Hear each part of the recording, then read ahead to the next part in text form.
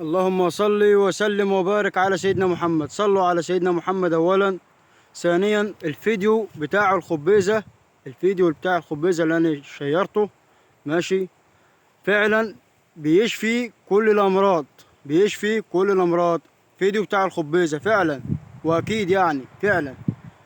والراجل المحترم اللي كاتب لي الكومنت ده ماشي، فعلا كلامه صح 100%.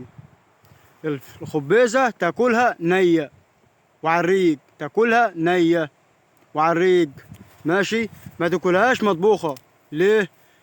الفايدة بتاعتها بتروح، ماشي، تاكلها نية هي كده.